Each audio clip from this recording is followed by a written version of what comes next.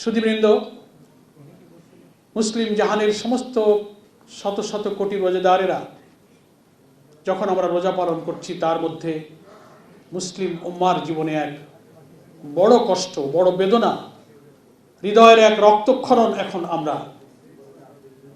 অনুভব করছি। ইহুদি জাহানবাদী মার্কিন যুক্তরাষ্ট্র এবং ইসরায়েলের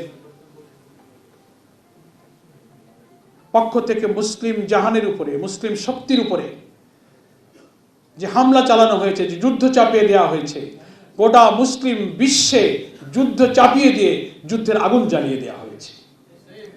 আমরা আজকের এই মাহে রমজানে পবিত্র পরিচ্ছন্ন মনে আমাদের রুহানিয়াত, আমাদের আত্মশুদ্ধি, আমাদের জীবন চরিত্র, আমাদের চোখ, কান, নাক, মুখ, সমস্ত অঙ্গকে সমস্ত নাফরমানি থেকে, পাপাচার থেকে পরিচ্ছন্ন করে আত্মগঠনের এক অমীয় সুধা এই মাহে রমজানের রহমত, মাগফিরাত এবং নাজাতের সুযোগ যখন গ্রহণ করব, সেই পবিত্র পরিচ্ছন্ন মন নিয়ে মাহে রমজানের মাঝামাঝি এসে সারা মুসলিম জাহানের উপরে এই ইহুদিবাদী গোষ্ঠীর যুদ্ধের আগুন আমাদেরকে দেখতে হচ্ছে।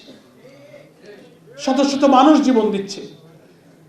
ইরানের সর্বোচ্চ ধর্মীয় নেতা আয়াতুল্লাহ আলী খামেনি সরকারের এবং সেই পরিবারের অনেক সম্মানিত ব্যক্তিদেরকে নির্মমভাবে হত্যা করা হয়েছে। সেই যুদ্ধের দাবানল সারা মুসলিম বিশ্বে জ্বলে উঠছে। আমরা আজকে এই রমজান যেমন সারা দুনিয়ার মুসলিম উম্মার এক ঐক্যের প্রতীক, সারা মুসলিম উম্মা হচ্ছে এক হৃদয়, এক আত্মা, এক মন। একটা হৃদয় আঘাত কেলে সারা দেহ যেমন কম্পিত হয়, আজকে মুসলিমদের উপরে যুদ্ধের আগুন, যুদ্ধের দামামে বেজে ওঠার কারণে মুসলিম উম্মার অংশ হিসেবে বাংলাদেশের মুসলিমরা আমরাও দারুণভাবে ব্যথিত। এই জন্য আমরা আল্লাহ তাআলার কাছে দোয়া করছি, বিশ্ব মুসলিমের ঐক্য সংহতি, দ্বিধা দ্বন্দ্ব মুক্ত হয়ে আল্লাহ তাআলা তুমি সেই শক্তিকে আমাদের আবার ফিরিয়ে দাও।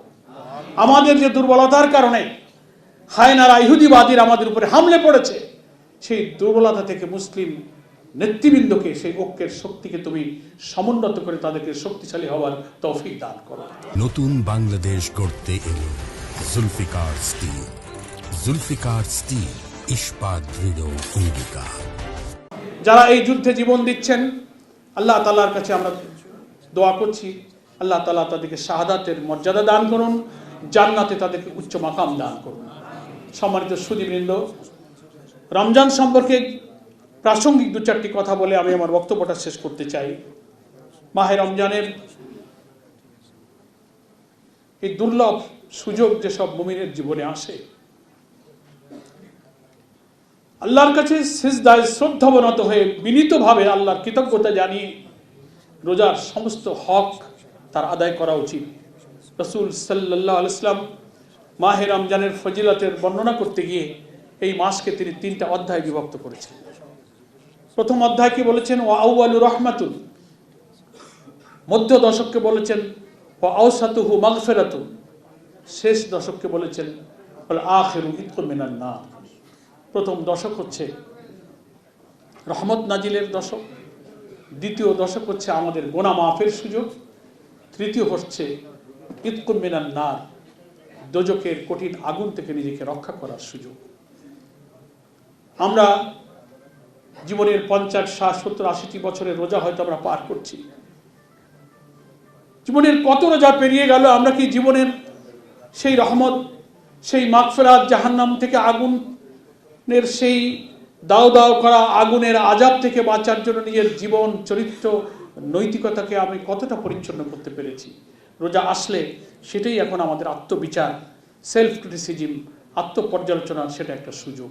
এটা আমাদের গ্রহণ করা উচিত যে আমি কি আমার সালাত, সিয়াম, আমার তারাবি, আমার ইফতার, আমার চোখকে পাপ থেকে বাঁচিয়ে, কানকে পাপ থেকে বাঁচিয়ে, জবানকে, জিহ্বাকে, হাতকে, পাকে পাপ থেকে বাঁচিয়ে রোজার হক আমি আদায় করতে পেরেছি কিনা, যার ব্যাপারে আল্লাহ রাসূল ফজিলতে বলেছেন মান সামা রমাদানা ঈমানাও ওয়া ইহতিসাবান গুফিরা লাহু মা তাকাদ্দামা মিন যানবি। যে ব্যক্তি রোজা তার ঈমান এবং ইহতিসাব, ইহতিসাব হচ্ছে ক্রিটিসিজম, সমালোচনা, আত্মসমালোচনা, আত্মপর্যালোচনা, আমার কোনটা ঠিক, কোনটা বেঠিক, কোনটা ন্যায়, কোনটা অন্যায়, কোনটা হালাল, কোনটা হারাম, কোনটা জুলুম, কোনটা ইনসাফ, এটাকে নিজের সমালোচনা করে, বিচার করে মন্দটাকে পরিহার করে ভালোটা গ্রহণ করে রোজা রাখতে পারার নামই হচ্ছে ইহতিসাব। আল্লাহ রসুল বলছেন ইমানের উপরে দৃঢ় থেকে এই ত্রুটি বিচ্যুতি ভালো মন্দর পরীক্ষা নিরীক্ষা করে ইহতিসাবের সাথে যে রোজা পালন করতে পারবে, আল্লাহ রসুল বলছেন গফিরা লাহু মা তাকাদ্দামা মিন জামবিহি, তার জীবনের সব গুনাহগুলো আমি মাফ করে দেব। সুবহানাল্লাহ। আমার এবং আমাদের সবারই তো আফসোস হয়, কত রোজা পার হলো কিন্তু আমার জীবনকে আমি গুনাহ থেকে মুক্ত করতে পারলাম। রাসূল সাল্লাল্লাহু আলাইহি ওয়াসাল্লাম ফজিলতের জন্য এই রমজানে একটা নেকির কাজকে 70 থেকে 700 গুণ বাড়ালেন, একটা নফলকে ফরজের তুল্য করলেন। কত ফজিলতের কথা কিতাবুস সিয়ামের মধ্যে আল্লাহ রাসূল পরিষ্কার করেছেন। আমরা কি সেগুলো অর্জন করতে পেরেছি? এই প্রশ্নগুলো আজকে আমাদের আত্মজিজ্ঞাসা, আত্মবিচারের